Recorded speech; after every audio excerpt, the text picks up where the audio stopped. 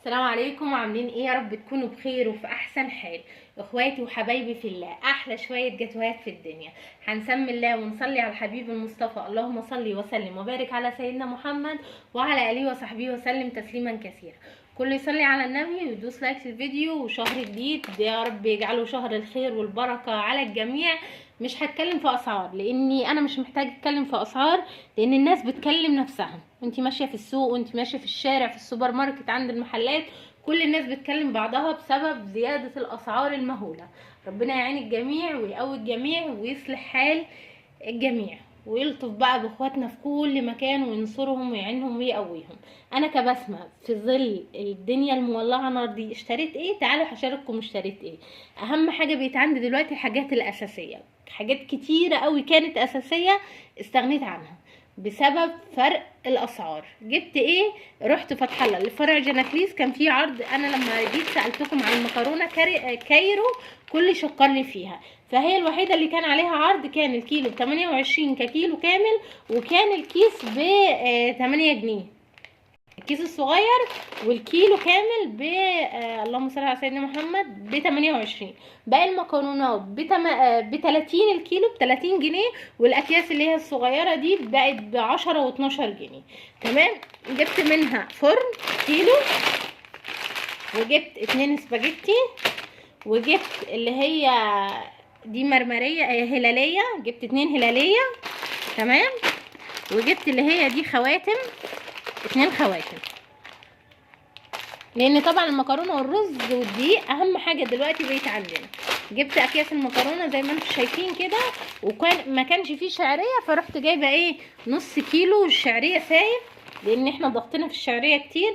بعملها بقى ايه مع الرز؟ بعمل شعريه بالحليب، ممكن اعمل شعريه كده محمره على العشاء مع شويه توابل، بنحبها جدا. فجبت نص كيلو، ممكن اجيب عليه كمان نص كيلو تاني. في عربيه بقى لقيتها اللي هم زي عربيات الجيش كده،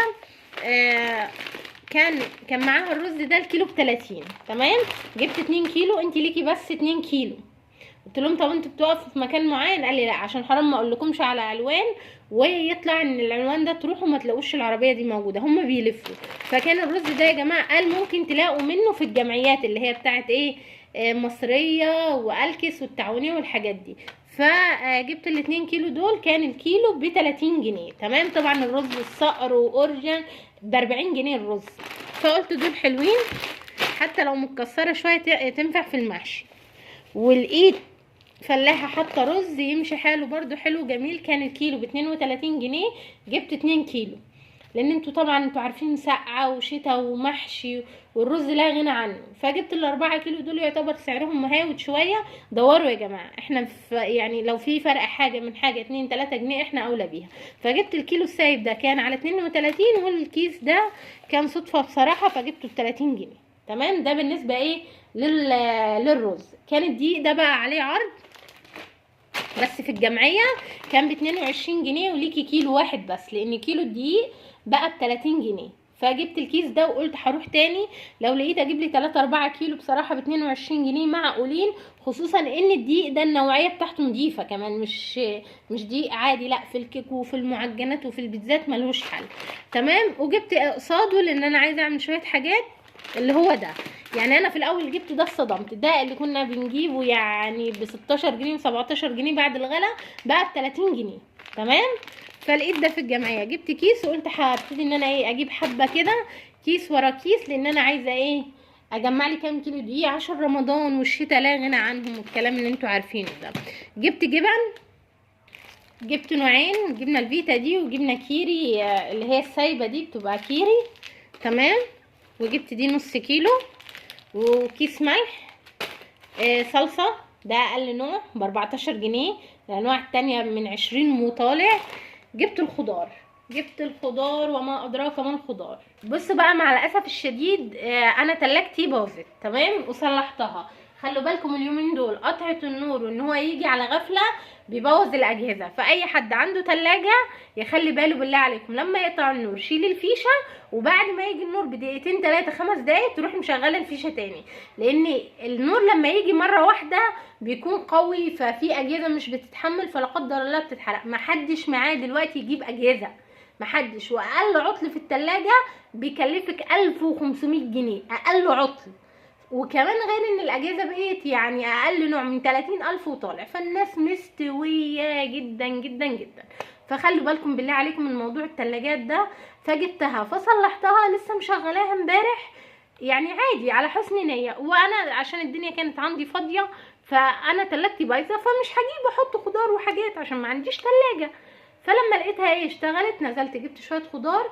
معرفش بقى اللي صلحها ما ظبطش التايمر او علقها على الاخر. صدمت بعد ما جبت 130 جنيه خضار لقيته بالوضع اللي انتوا شايفينه ده.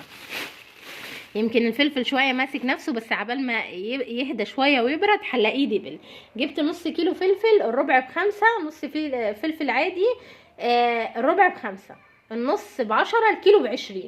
لقيت فلفل الوان كنت عايزه اقلل الربع ب10 جنيه، رحت سايبه وجايبه ايه نص فلفل كوبي عادي، ونص كيلو ب10 جنيه. تمام. كان في بقى ايه، تعالوا بصوا بقى. يلا الحمد لله قدر الله ما شاء فعل. شايفين كل الخضار جمد كاني رميته في الفريزر. الخيار كان ب10 جنيه جبت كيلو، الليمون كان الربع ب6 جنيه جبت ربع كيلو، الطماطم كانت ب7.5 جبت 2 كيلو ب15 جنيه. حجر، بصوا يا بنات والله حجر. كل ده جمد الحمد لله. على كل حال الفكره بقى الزعل ان هو لما يبتدي يفك، وحتى لما هديت التايمر كل ده هلاقيه دي بالجامد. شايفين البتنجان، جبت برضو البتنجان كان كيلو ب6 جنيه ونص. جبت خضره وحزمه كرفس، والكوسه لقيتها ب12 جنيه رحت جايبه. جبت كيلو كوسه. بصوا الحاجه مشبره ومفرزه ازاي. دول كان بقالي 2-3 جنيه، قلت له حط لي بيهم فلفل حامي، حط لي بيهم فلفل حامي بتاع الخضار.